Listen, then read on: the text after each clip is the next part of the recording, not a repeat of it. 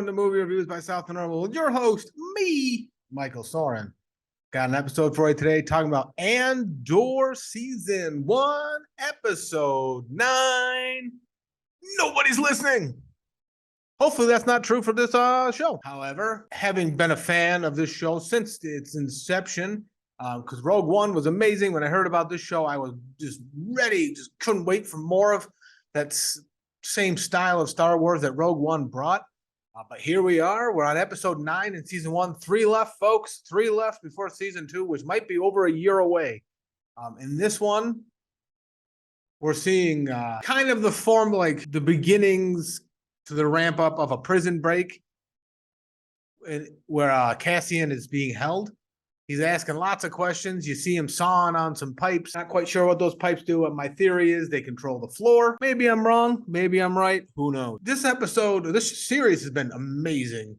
But this episode was one of my favorite. Last episode was really good. This one was really good as well. But this one is up there in my favorites. Because despite being Star Wars, we're not getting a lot of shooting, a lot of lightsaber fights. We're not getting all this fighting.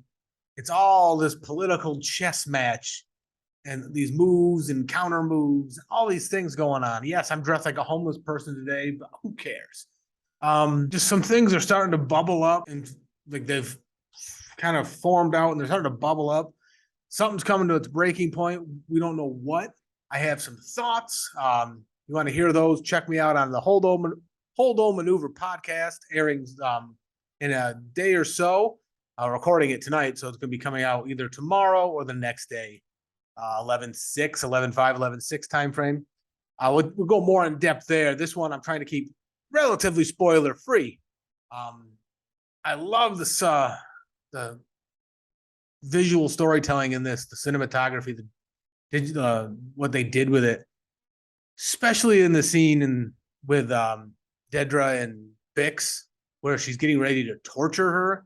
And like how the dynamic is, Bix is chained to a chair, so they're like offset, they're not level, and to get on her level, like Dedra has to lean over all like in her face, and it's so just like you can see who has the power just based on this.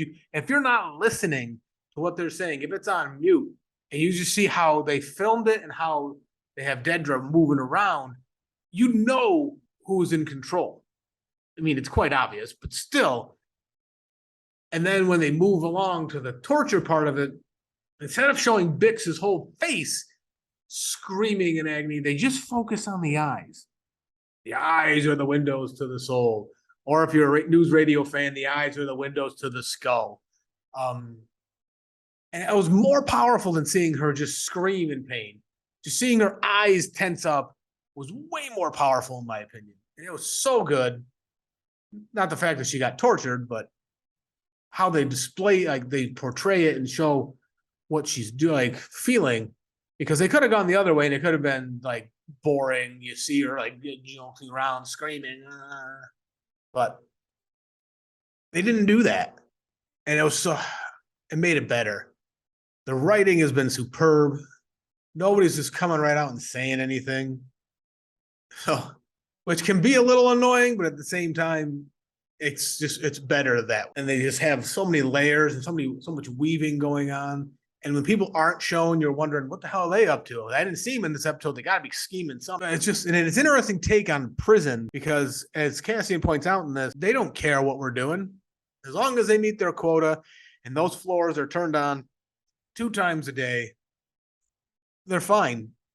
We could be doing whatever the hell we want as long as they're making money. And that's kind of the way the Empire being portrayed is we just need money.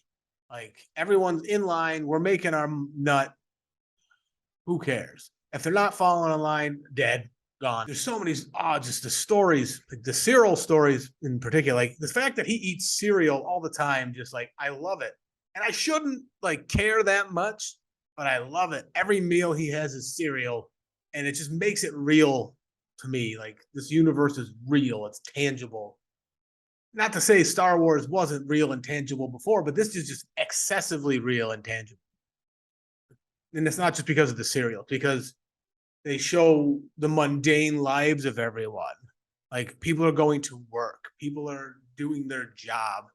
People are annoyed at their job, trying to get ahead, like the office politics. It's just, there's so many layers to the realism they invoke, and it's just so good. It makes it that much better. And like I said, you don't get a lot of shoot 'em up action for this. I mean, you get there's some here and there, but for the most part, it's one big chess game that will build, like they're kind of formulaic, so I can kind of fault them for that because they kind of like build, release, build, release, and like it's a three every like seems like they had one or two standalone episodes that aren't part of this like three episode arc. So you could fault them for that. They're being like formulaic and predictable in that sense. But at the same time, you're not bored watching this. Like, oh, this is episode 3 of so something's going to happen, and you're excited. And when it happens, you really haven't been able to predict what's going on. Like, I've had some predictions come true, and that's kind of a detriment for me when I predict, like, this might happen, and then very, very close, it does happen. And it's just like obvious. But the problem with this show is there's an end point that we all know. That's Rogue One. I can say the same for Better Call Saul. Like, we know what the end point is. But what Better Call Saul did was they didn't just end it at the end point. They didn't like write the show up until Walter gets caught. They went beyond that and they gave you more. This one can't really do that. So we know where Cassian's got to be at the end of season 2. We know who's going to be there with him. It's more about what happens to those players along the way and how Cassian gets there. Like, they could have had Cassian thrown in prison episode 1 of this series, and just like the end of the series is him breaking out of prison and going on his adventure. But they didn't do that, thankfully. It's been way better than that. And Dedra is my favorite character so far. Despite her being so maniacal and so evil, she's just such a good character. Like, her and Cyril are the same person, except she's way better at it than he is. And yeah, she's the bad guy. She's in the Empire. She's ISB. She's killing people because they don't agree with the Empire. But her arc so far, she hasn't peaked yet. And she's going to peak and either fall from grace or peak and then have like a little fall and skyrocket upward. I think she's going to be introduced in some fashion as some other character down the road. And we're all going to be like, what the fuck happened there? I believe Cyril's going to die. That's a prediction. Like, something's going to happen where he oversteps his bounds, and that's where Dedra's really going to probably turn and make me regret liking her as a character, is how she's going to deal with Cyril. But just to circle back to the review of this episode, writing-wise, superb. The way they interwove all the stories. Love the cinematography. There's no beautiful vistas. We're all kind of enclosed spaces right now. But in those enclosed spaces, stories are told. Things happen in the background. It's not all just people talking. The performances have been good. I mean, Star Wars performances are hard to gauge because I'd have to look it up. I don't think anyone's ever been nominated for an award for their acting performances because it's Star Wars. Same with Marvel. Same with things like that. Like, it gets overlooked. But if anyone deserves something, it's whoever's playing Dedra. I don't have it in my notes. Sorry, folks. But she's been phenomenal. Cyril's second, like, his performance has been great because he's just that little weasel and he's portraying it really well. He's a weasel who's a failure, I guess, is the way. Like, he wants to do such a great job, but he's incapable of it for whatever reason. But Andor is streaming now, episodes 1 through 9 on Disney Plus. Check it out. Check me out on the Holdover Maneuver podcast. It'll be linked in the description. But so far, this series has been great. This episode keeps that tradition going.